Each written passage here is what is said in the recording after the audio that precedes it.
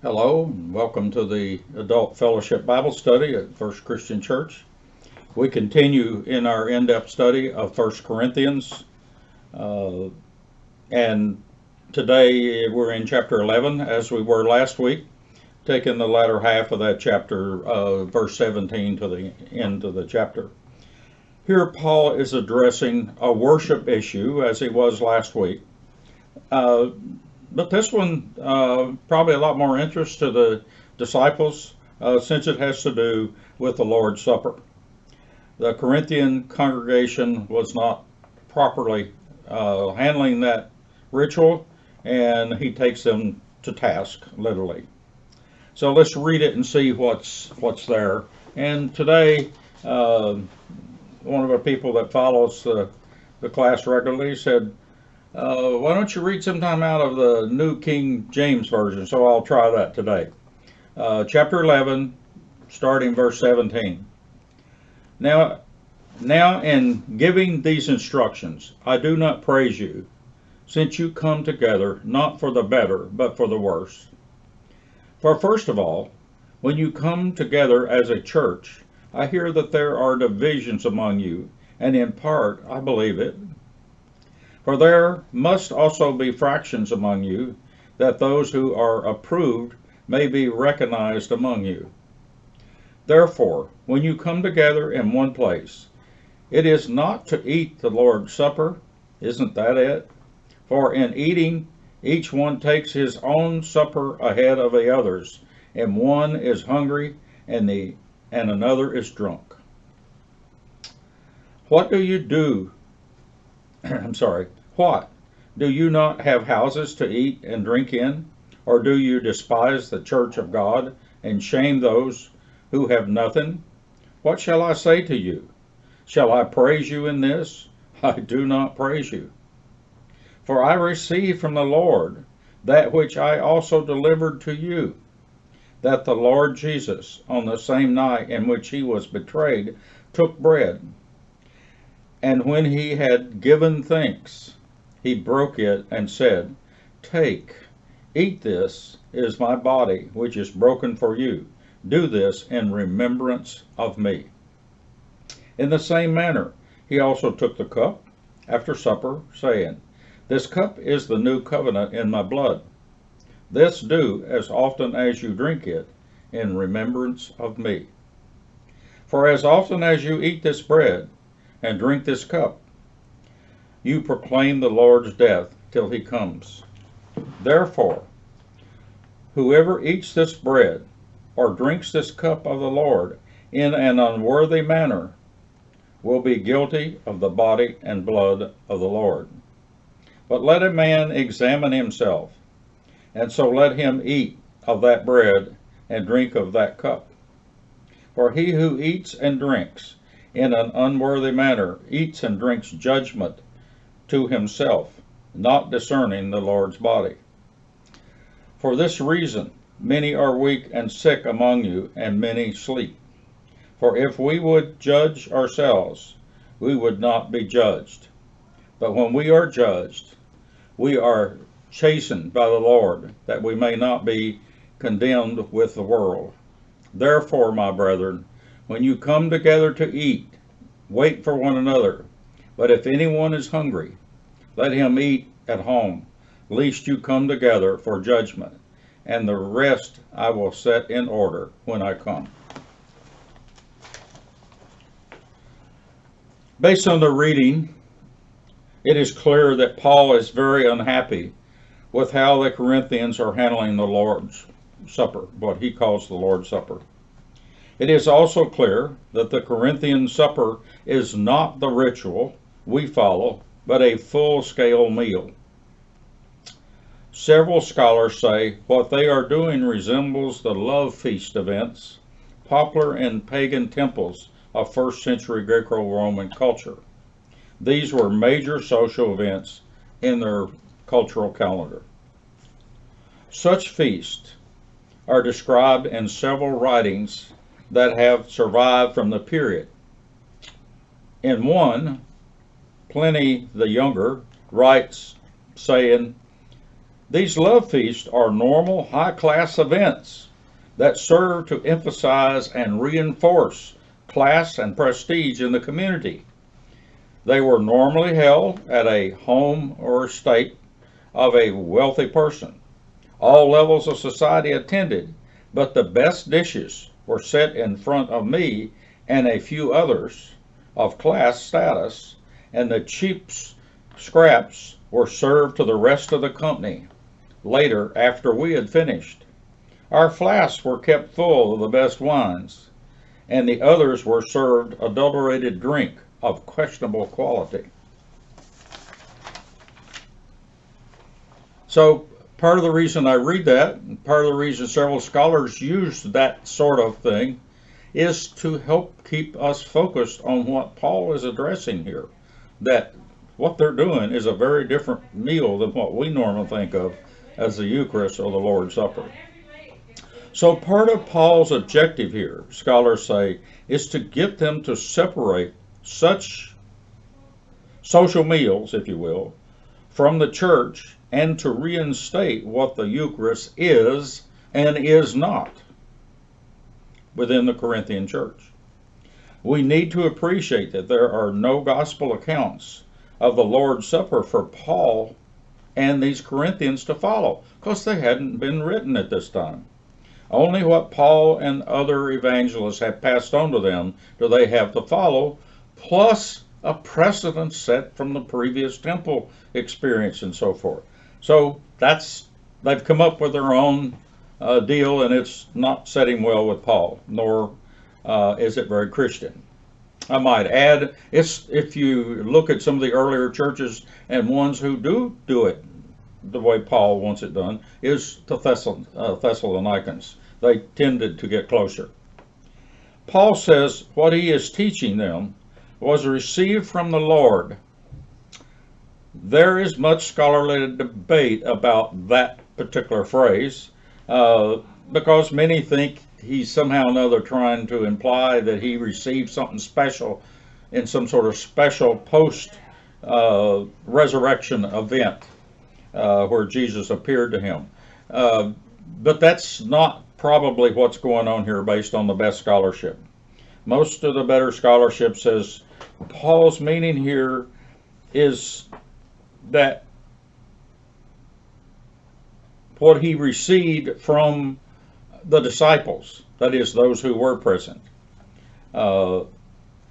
Instead, he is following, in his school of thought, classic Jewish methods of teaching, in which the Jews frame things in a setting relative to these rituals in which they use this term, in which they received it from the Lord and passed it on. And in several of the translations, the word "and passed it on" is there with it. That is likely Paul's meaning here. This is fundamental teaching, he's basically saying, within our faith. And it is to be done like this, and he describes then how it's to be done, and handed on generation after generation. It is not subject to much modification, is the idea. And do it like this. So that's what many of the better scholars say is going on here, which is classic, the way the Jews handle things, generation after generation after generation. It is important, scholars add, that we not lose focus on the context that Paul is dealing with. Paul is not trying to teach the Eucharist per se. That's not primarily what this is about, is a reteaching of that. Instead, he's trying to correct some real serious problems relative to how they are doing it and calling it the Lord's Supper. There are at least three that scholars normally identify as problem areas. One, the failure of them to appreciate that the Lord's Supper was instituted by Jesus, and it's a memorial to his sacrifice, and not something that was brought out of a pagan temple.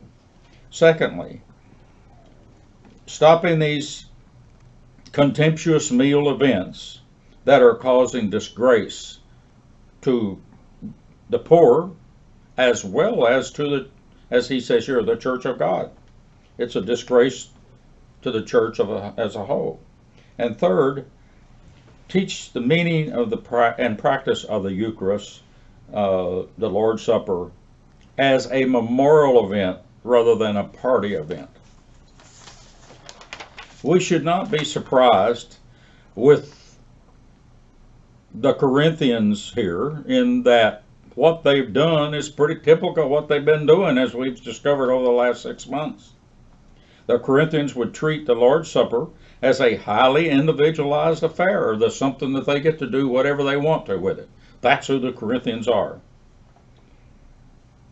That was their culture, and this event to them was a dignified event, when in fact it's a disgrace within the church.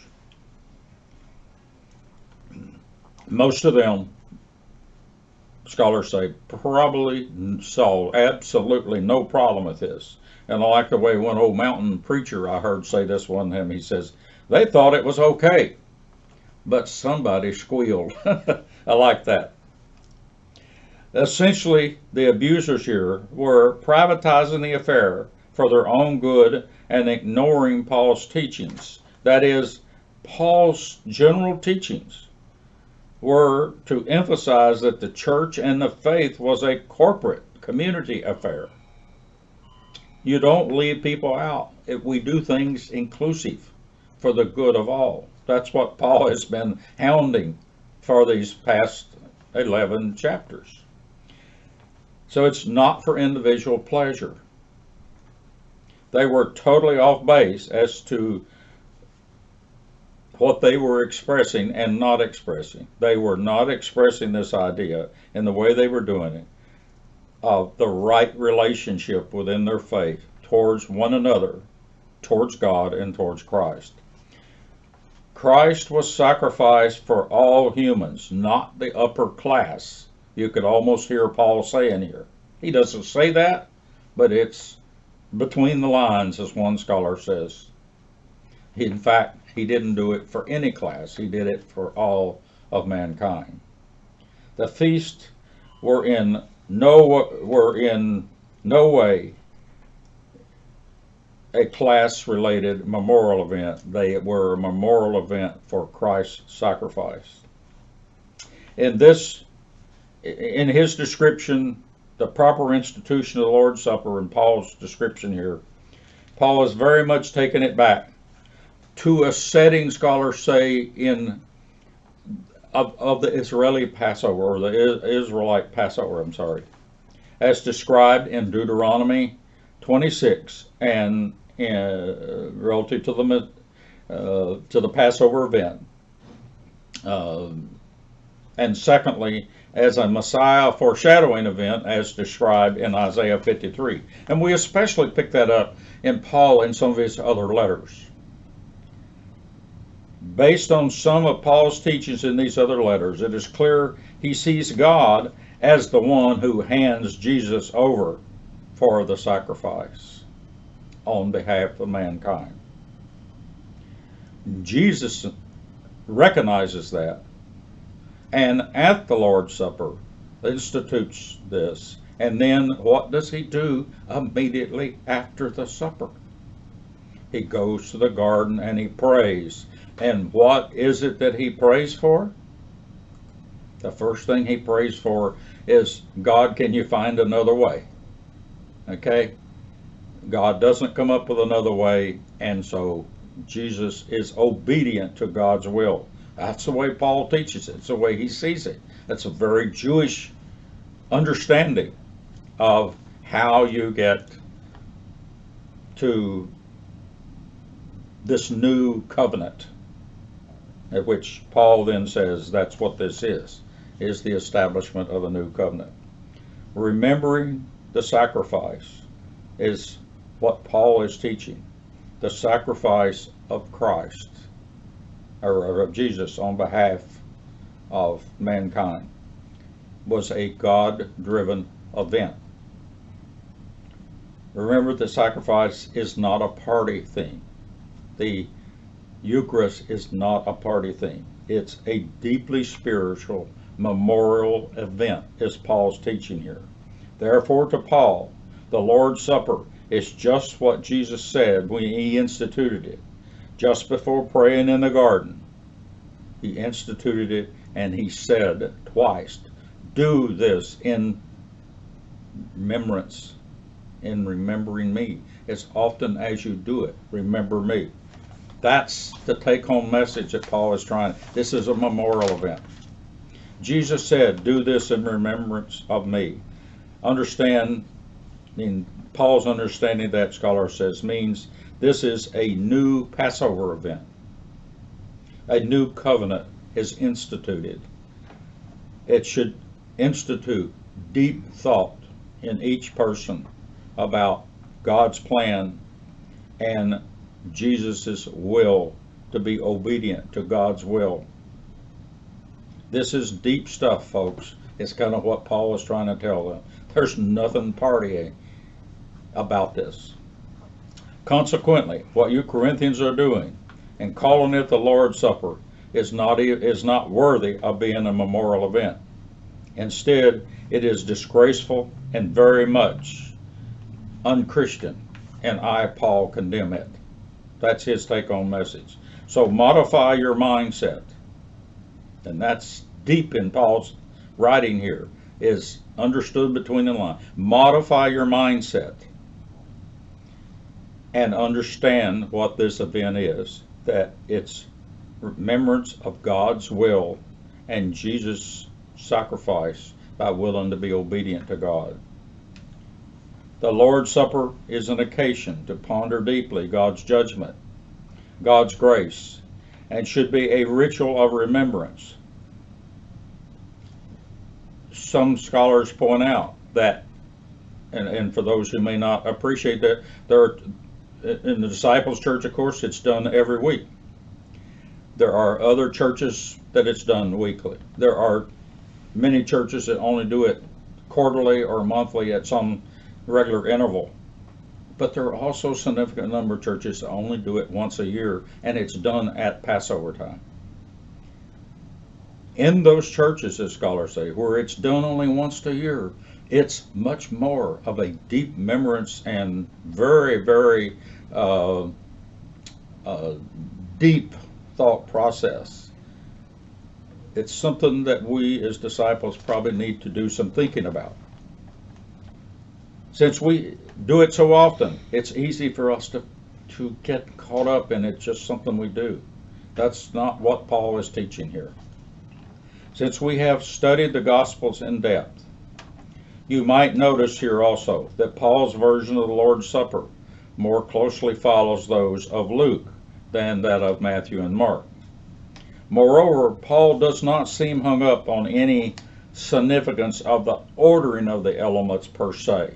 Although he gives them, he doesn't go back and re-emphasize it. Nor is there any clue, and the scholars are very high on this point, that there's no clue here to indicate that Paul sees any kind of, or envisions any kind of transubstantiation of the bread and wine. Instead, he sees this as a rite or ritual of memorial, pure and simple, and wants them to concentrate in thought fully on the remembrance and the significance of remembering that, of the significance of Christ's sacrifice, and the significance of God being willing to open up this new method by which people could be saved.